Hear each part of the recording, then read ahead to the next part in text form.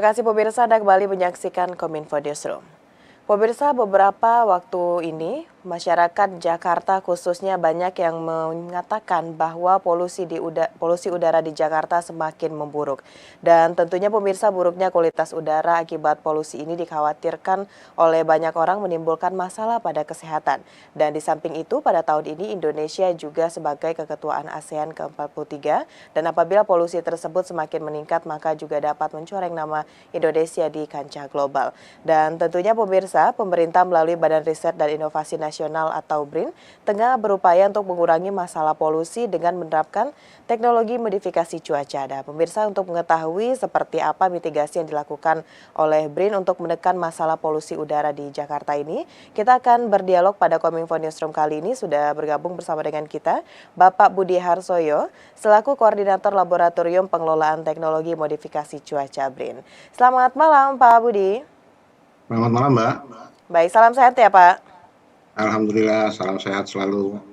Baik, Pak Budi, ini kita langsung pada permasalahan yang ada saat ini. Ini beberapa hari yang lalu, Pak Budi, mengenai hujan yang terjadi di Jakarta. Nah, masyarakat di Jakarta banyak yang bahagia begitu Pak ya dengan datangnya hujan ini karena beberapa waktu belakangan masalah polusi udara di Jakarta menjadi masalah yang cukup serius. Selain berdampak pada kesehatan, juga berdampak pada citra Indonesia yang saat ini memegang keketuaan ASEAN. Nah, Pak Budi, mungkinkah modifikasi cuaca ini salah satu hal yang dilakukan oleh BRIN untuk bisa menyukseskan KTT ASEAN, Pak, di samping dari polusi udara yang terjadi di Jakarta, Pak Budi?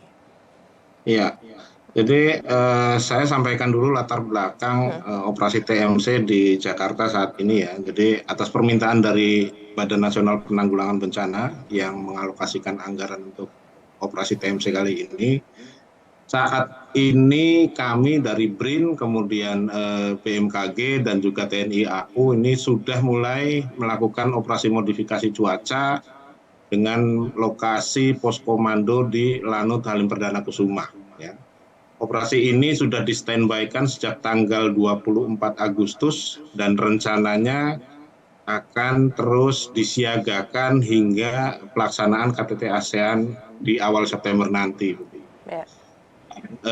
Berdasarkan prediksi dari BMKG, ini pada periode tanggal 26 sampai 28 Agustus lalu, potensi awan yang ada di sekitar wilayah Jabodetabek, terutama di wilayah Jakarta ini cukup mendukung untuk pertumbuhan awan-awan hujan ya dengan probabilitas sebesar 50 sampai 70%. Dalam kondisi kemarau seperti saat ini probabilitas itu cukup baik begitu ya.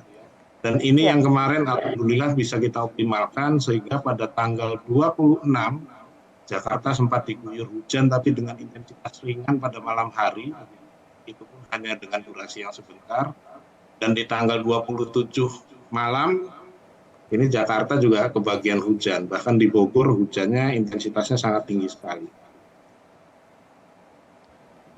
Baik, baik Pak Budi tadi sudah menyampaikan bahwa dari BRIN juga telah melakukan kerjasama dengan TNI AU begitu untuk melakukan modifikasi cuaca ini. Lalu Pak Budi, sebenarnya teknologi modifikasi cuaca yang seperti apa yang diterapkan oleh BRIN dan seberapa besar atau seberapa efektifkah ini bisa menekan polusi udara yang ada di Jakarta, Pak?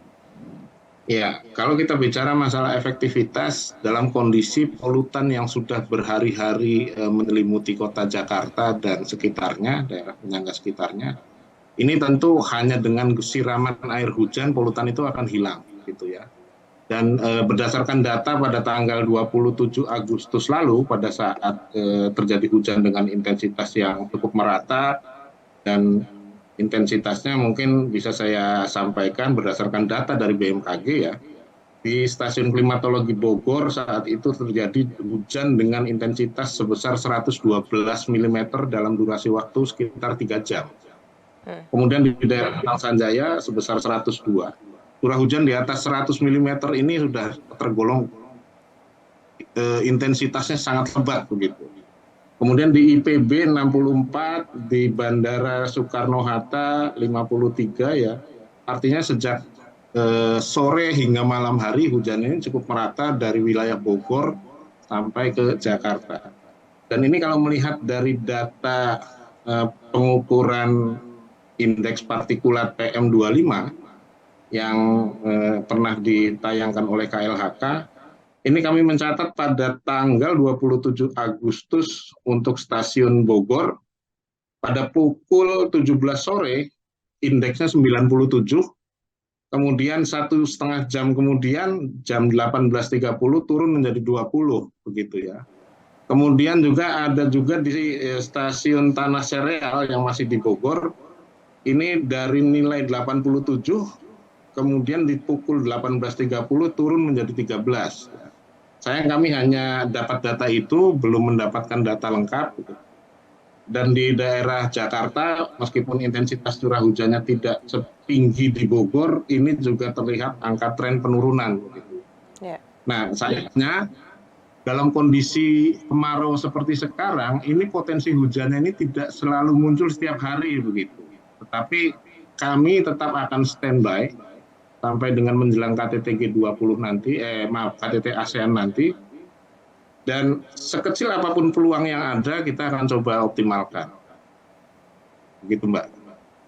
Baik, tentunya di sini BRIN berfokus pada lebih fokus pada pelaksanaan KTT ke-43 ASEAN untuk melakukan modifikasi cuaca, dan kita juga tidak bisa mengesampingkan ancaman dari El Nino begitu Pak Budi ya. Seperti yang Bapak sampaikan tadi, dari BRIN akan terus tetap untuk standby. Namun hal apa lagi Pak yang menjadi kendala kita dalam melakukan modifikasi cuaca tersebut Pak Budi? Ya, jadi modifikasi cuaca ini yang perlu saya sampaikan adalah hanya mengoptimalkan potensi hujan yang ada di alam, supaya hujannya ini bisa jatuh di tempat yang kita inginkan, dan kita bisa memperlakukan awan ini dengan membuat intensitasnya menjadi lebih besar, kemudian cakupan daerahnya juga bisa meluas.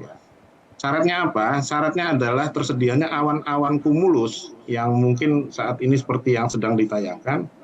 Awan-awan banyak mengandung uap air ya, yang terjadi karena proses konvektif.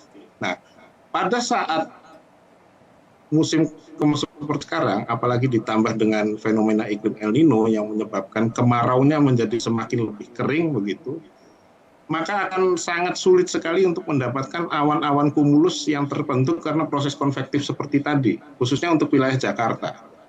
Tetapi kami hanya bisa mendapatkan awan-awan orografis yang ada di daerah Bogor.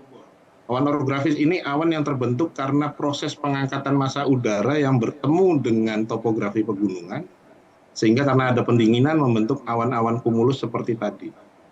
Nah, awan-awan kumulus yang terbentuk di daerah Bogor pun karena dalam kondisi kemarau seperti sekarang, kelembaban udara di lapisan atasnya sangat kering, maka tidak banyak mengandung uap air.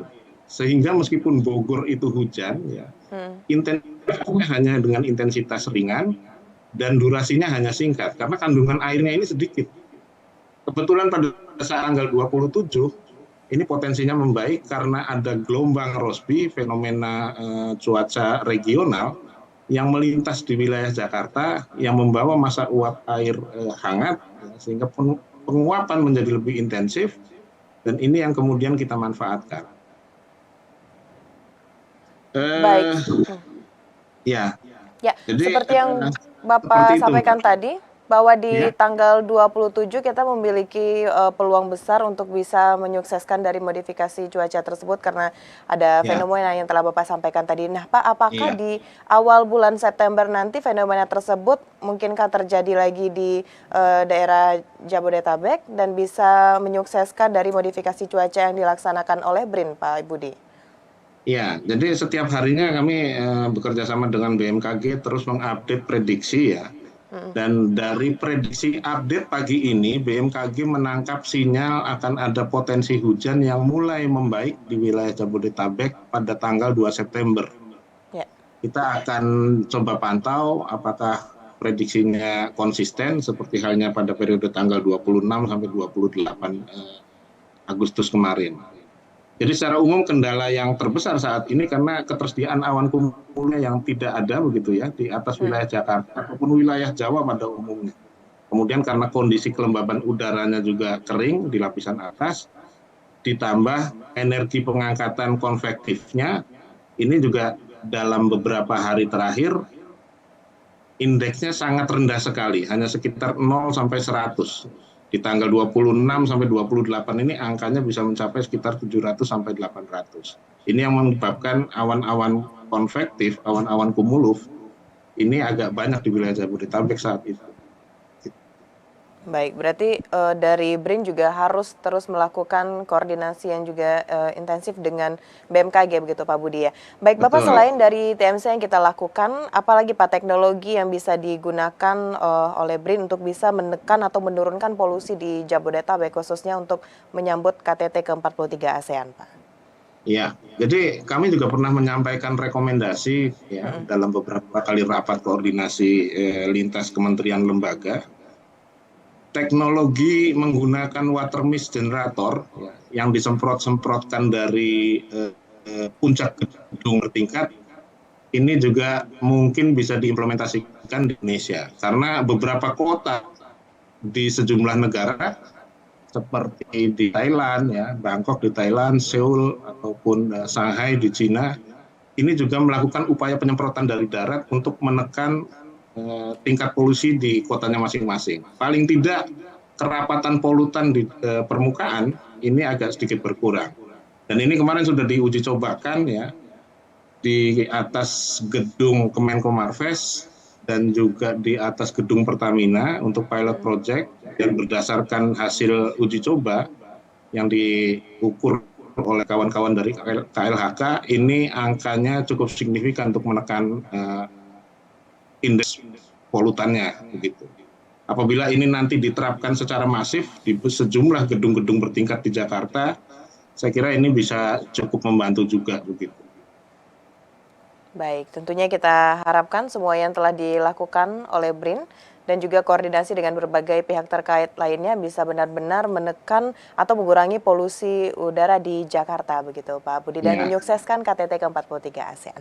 Baik amin. Pak Budi, terima kasih banyak untuk diskusinya pada Kominfo Newsroom kali ini. Kita akan update lagi bagaimana perkembangan dari modifikasi teknologi cuaca yang dilakukan oleh BRIN tentunya. Selamat melanjutkan aktivitas Pak Budi, selamat malam. Terima kasih, selamat malam Mbak. Baik, pemirsa, itulah dialog kita bersama dengan Bapak Budi Harsoyo selaku dari BRIN, Badan Riset Inovasi Nasional Republik Indonesia. Dan usai jeda pariwara kami akan kembali dengan informasi lainnya, tetaplah bersama Kominfo Newsroom.